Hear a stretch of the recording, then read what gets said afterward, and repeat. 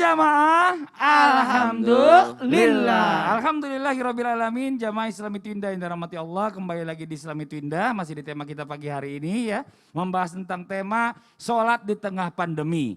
Nah sekarang sebelum kita lanjutkan lagi tausiah dari guru-guru kita akan melihat lagi sebuah tayangan tentang protokol kesehatan ketika sholat. Ini dia tayangannya.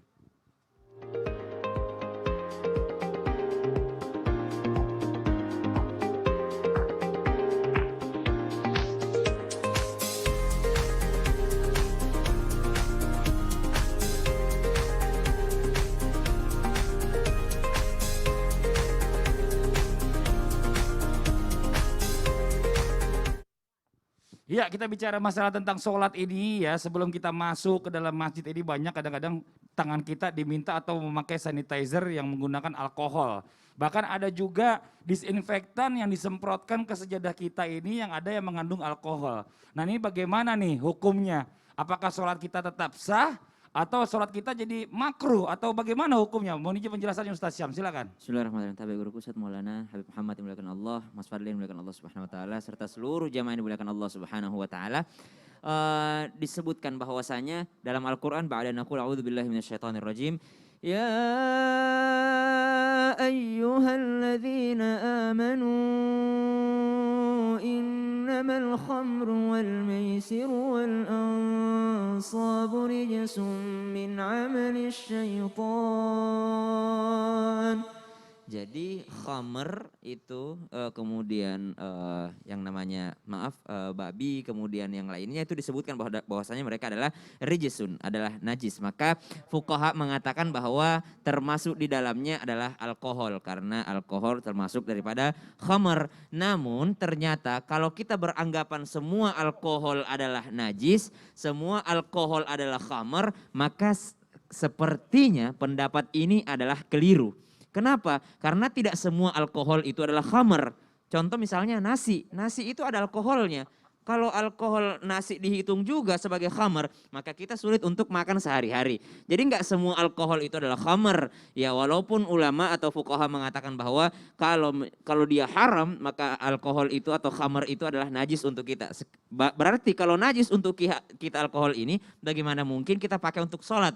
Maka ada jalan tengahnya. Bagaimana itu? Ulama kita mengajarkan selama ada bahan yang lain menjadi yang namanya disinfektan, menjadi yang namanya hand sanitizer selain daripada alkohol, maka usaha dulu cari yang tidak beralkohol. Namun sepertinya di zaman sekarang ini sangat sulit karena yang paling cepat untuk mengatasi kuman-kuman tersebut adalah yang mengandung alkohol dan alkoholnya itu berkadar tinggi di atas rata-rata yang ditetapkan oleh MUI yang bisa memabukkan seseorang. Namun pendapat yang kedua mengatakan bahwasanya ternyata alkohol yang memabukkan dan alkohol yang untuk membersihkan atau untuk menjadi obat itu beda.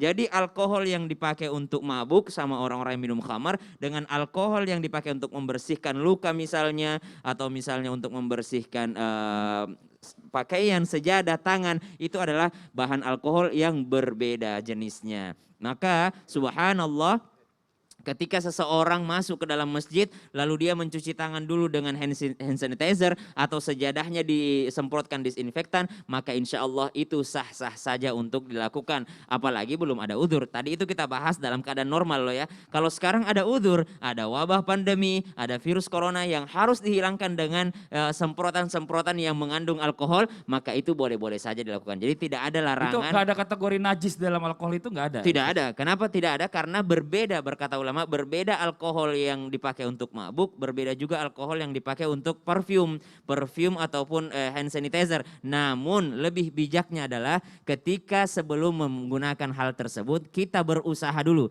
ikhtiar dulu mencari bahan yang lebih aman. Mana bahan yang lebih aman? Kalau kita ragu-ragu kayaknya alkohol memang najis atau misalnya ini adalah termasuk alkohol yang dinajiskan sebagaimana Al-Quran ya. Kalau kita mau lihat tekstual saja Al-Quran tersebut mengatakan najis, maka kita sebaiknya cari dulu yang lebih aman. Namun kalau enggak ketemu juga tidak mengapa. Wallahu a'lam. Jazakallah khairan. Terima kasih banyak Ustaz Syam atas penjelasannya. Nah sekarang buat jamaah yang ada di rumah, kita masih punya tayangan lagi ya tentang imam sholat yang diduga ternyata positif corona. Ini dia tayangannya.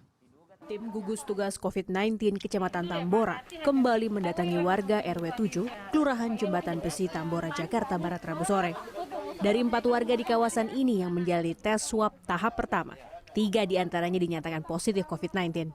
Mereka adalah seorang imam berinisial O yang sempat memimpin sholat tarawih di sebuah musola, istri serta menantu O, sementara anak perempuan O dinyatakan negatif dan diperbolehkan pulang untuk menjalani karantina mandiri. O dan istrinya kini sudah menjalani isolasi di rumah sakit rujukan. Namun demikian, petugas kesulitan mengevakuasi menantu O yang dinyatakan positif COVID-19 karena tengah sakit stroke. Ini kita lihat tadi tayangannya adalah kurang lebih tarawih tahun lalu ya. Ini sudah lama cukup tayangannya, tapi ini pelajaran lagi karena sebentar lagi kita akan masuk tarawih lagi nih ya. Bicara masalah sekarang tentang kecintaan kepada masjid ini, kadang-kadang orang itu kayaknya merasa rindu ingin datang ke masjid. Nah Ustadz Maulana, sebenarnya nih bicara masalah tentang pahala sholat di rumah sama dengan di masjid, ini bagaimana di saat pandemi ini? Karena banyak alasan sholat lagi wabah begini di rumah aja deh, nggak ke masjid, gimana nih? Boleh nggak sebenarnya hukumnya? Silakan Ustadz Maulana. Baik, izin Habib, izin sesam. Bismillahirrahmanirrahim. Allahumma shalli ala sayyidina Muhammad wa ala sayyidina Muhammad. Kembali lagi kaidah fikih menolak kerusakan jauh lebih utama daripada mengambil kebaikan. Engkau mengambil kebaikan tapi membahayakan dirimu, itu tidak dibenarkan. La darara wala dirara. Jangan membahayakan diri, juga membahayakan orang lain. Maka kalau berbicara gimana nih salat di rumah dengan salat di masjid? Faedahnya yang jelas kalau ke masjid ada namanya berudu dulu, ada namanya perjalanan, ada salat sunat tahiyatul masjid, ada namanya itikaf. Nah bagaimana dengan kalau salat di rumah? Maka ambil yaitu salat berjamaah, salat tepat waktu. Sekali lagi, ajak anak-anak berjamaah di rumah. Saya rasa luar biasa, saya terus terang mengambil hikmah di masa pandemi ini. Sampai sekarang kita nih salat tepat waktu di rumah, bahkan berjamaah. Bahkan kita bikin mi'rab atau tempat musola-musola kecil di rumah. Karena disebabkan adanya karena alhamdulillah membuat kita terbiasa. Dan barang siapa yang memelihara kehidupan seseorang manusia, maka seolah-olah dia telah memelihara kehidupan semua manusia. Itu hebatnya. Tapi dalam hal ini ada yang bertanya, gimana ini? Apakah dapat pahala? Jawabannya dapat pahala. Seperti salat di masjid, kalau memang sebelum pandemik Anda selalu salat di masjid. Kalau memang tidak pernah ke masjid, berarti saya dapat pahala salat di masjid dong. Enak aja, enggak pernah mau ke masjid. Yang dapat itu ke masjid cuma sekali doang. Ya, Jumatan. Pasti sholatin. Nauzubillah. Jadi ada orang gini, kita ambil perumpamaan. Ada orang selalu ke sekolah paling rajin. Dia absen, pasti dihadirkan. Tiba-tiba dia tidak datang, maka dimaafkan. Sekiranya dia tidak sakit, pasti dia datang. Sekiranya dia tidak halangan, pasti datang. Seandainya tidak ada pandemik, pasti dia datang ke masjid. Cuma gara-gara pandemik sehingga dia tidak datang. Artinya sesuatu amal ibadah yang tertinggal disebabkan adanya kebaikan, maka adanya usaha atau halangan, maka tidak dapat dia. Karena kenapa? Sekiranya, sekali lagi, sekiranya dia tidak terjadi seperti ini, pasti dia hadir. Tapi kalau memang awalnya tidak pernah muncul, tidak pernah datang, gimana mau dapat pahala? Jadi harusnya terbiasa dulu. Nah, bagaimana nih keadaan seperti ini? Bagus banget tanya Pak Mas Fadil. Gimana di dekat lagi nih, insya Allah Ramadan tinggal 33 hari lagi. Nah kalau begitu usahain di rumah diatur. Jadi kita salat tepat waktu, 10 menit sebelum masuk waktu salat kita sudah duduk semua. Seakan-akan kita berada di masjid sehingga mencuri perhatian Allah, mencuri keridhaannya. Nah akan disebutkan ada 3 amal yang paling baik. Pertama adalah salat tepat waktu, kemudian birrul walidain, kemudian jihad fisabilillah. Jadi ambil keutamannya dengan cara apa? Salat tepat waktunya, salat berjamaahnya, kemudian sempurnakan ibadah-ibadah sunnahnya. Sekalipun mungkin tidak ada salat sunat tahiyatul masjid. Tapi salat qabliyah ba'diyah dilaksanakan. Salat sunat wudu ditambahkan, zikirnya diperbanyak. Karena semua tempat di bumi ini bisa dipakai sholat dimanapun. Masya Allah ya, jadi bicara masalah tentang sholat ini Iya. ya, jadi kita harus atur semuanya juga dengan baik gitu ya. Iya. Kalau memang seharusnya di rumah, ya juga di rumah dikondisikan seolah-olah gitu ya. Seolah-olah. Seperti di dalam masjid, Iya. ya itu lebih baik ya. Nah, sekarang kita lanjut lagi nih ya, kita masih punya tayangan lagi tentang saf sholat yang renggang ketika pandemi. Ini dia tayangannya. Iqamis sholat. Jadi renggangkan saja kita punya saf karena ini ada penyakit corona. Ya. Allahu Akbar. Bismillahirrahmanirrahim. Alhamdulillahi Rabbil Alamin. Ar-Rahmanirrahim. Maliki yaumiddin. Iyyaka na'budu wa iyyaka nasta'in. اهدنا الصراط المستقيم صراط الذين أنعمت عليهم غير المغضوب عليهم ولا الضالين.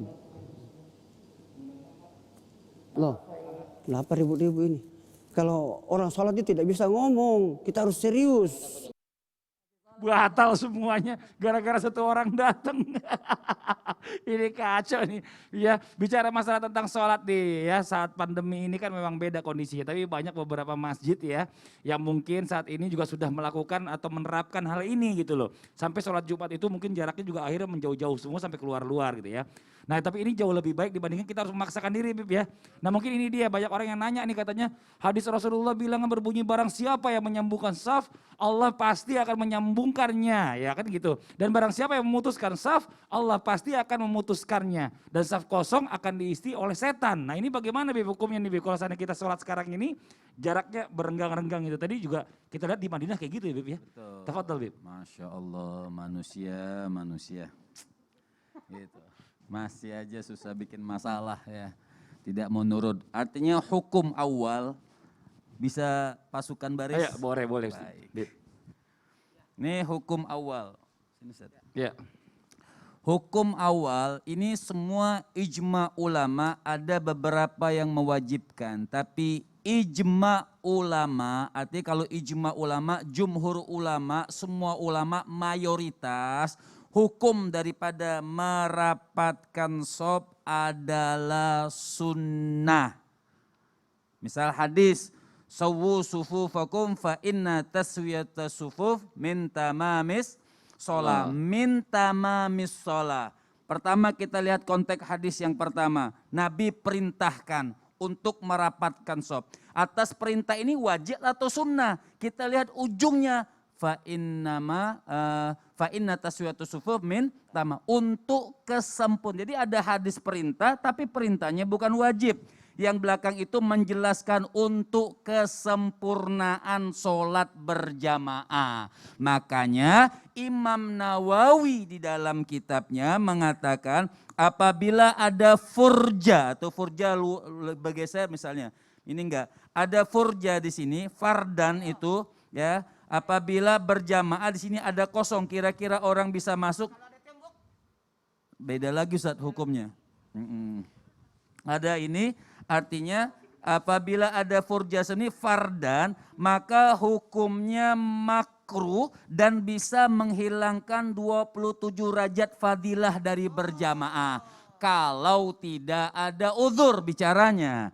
Imam Ibnu Hajar dalam kitabnya Imam Syahabuddin Al-Qulyubi mengatakan apa farjah itu? Artinya di antara dua belah samping-sampingnya. Jadi samping-sampingnya renggang. Bukan orang sholat sendiri, samping-sampingnya renggang. Orang sholat sendiri berbeda nanti hukumnya. Nah renggang ini maka hukumnya makruh. Imam Ibnu Hajar mengatakan bisa hilang makruhnya apabila ada uzur. Seperti di Masjidil Haram yang musim dingin atau lagi musim panas yang tidak memungkinkan orang terlambat dia datang, tidak memungkinkan untuk rapat untuk softnya, itu ada uzur maka hilang makruhnya. Kalau uzur seperti itu saja yang tidak mematikan hilang makruhnya, apalagi uzur corona. Seperti itu. Jadi kita jangan memaksakan pengen fadilah, tapi bisa bikin orang sakit dengan sebab rapat-rapat. Bisa saja gara-gara bersin atau gara-gara batuk. Jadi Apabila pemerintah punya satu hukum, bekerja sama dengan dokter, bekerja sama dengan ulama, sehingga memutuskan suatu perkara perintah, maka ikutin. Perintah mengatakan renggangkan sholat selama ada corona. Maka kita renggangkan, sholatnya sah dan mendapatkan fadilah berjamaah. Kan seperti itu. Masya Allah, jazakallah khairan kasiran, makasih banyak nih ilmunya. Kadang-kadang orang suka bandel ya. Padahal di Al-Quran dijelaskan ya kan, atiullah wa ati rasul wa ulil amri minkum. Terus udah gitu masih kagak mau diturutin, siapa lagi mau diturutin? Biasanya coba? begitu. Iya Allah ya Rabbi. Tapi ngomong-ngomong ini saya mau izin dulu nih Mas Fadli. Apa tuh Ustaz Syam? Insya Allah saya punya hadiah. Kemarin tuh dapat minuman yang katanya bisa membuat kita semangat dan bisa membuat kita tetap sehat Mas Fadli. Waduh, hati-hati Ustaz Syam ya. Nggak boleh sembarangan. Oh gitu? Apalagi nih sebentar lagi kan Ustaz Syam mau nikah. Insya Allah, insya Allah, insya Allah. Besok insya Allah besok sore lagi. Oh, harus nggak boleh Jumat sembarangan. Jumat sore. Nah kita harus cari minuman yang halal dan pastinya double manfaat nih Ustadz. Udah gini aja deh, mendingan Ustadz Syam ikutin saya aja boleh ya? Boleh banget. Ke sebelah sana, Ayo, kita izin dulu. Gimana Mas Habib Fadli? izin, Ustadz Maulana izin. Tabe guru-guruku. Silahkan, sudah biasa. Oh iya bener. Nah, ini loh Ustadz Syam ya, susu steril 7 kurma. Perpaduan susu steril dengan buah kurma yang berkhasiat dan dapat menjaga daya tahan tubuh biar nggak gampang sakit.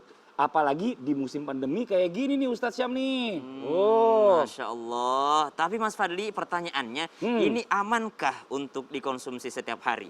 insya Allah aman untuk dikonsumsi setiap hari. Apalagi zaman sekarang ini yang biasa-biasa aja nggak cukup.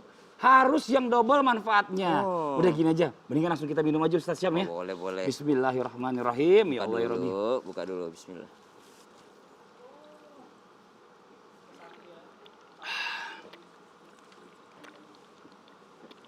Nah, gimana Ustadz Syam? Masya Allah, rasanya enak dan gak hambar nih Mas Fadli. Susu steril aja udah bagus, apalagi ditambah kurma.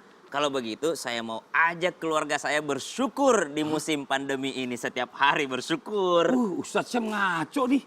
Kok malah bersyukur sih Ustadz? Pakai ngajak-ngajak keluarga lagi, ngeri banget sih Ustadz Syam. Harusnya tuh berdoa dong, biar pandemi ini cepat selesai. Oh, maksudnya bersyukur yang ini ada singkatannya gitu loh. Oh. Yaitu beri susu 7 kurma Mas Fadli. Oh, Rasulullah gitu. SAW juga bersabda, siapa saja yang pada pagi hari memakan 7 buah kurma ajwa tidak akan terkena racun atau terkena sihir pada hari itu Mas Fadli. Masya Allah. Kalau gitu saya jadi pengen stok yang banyak buat keluarga di rumah deh.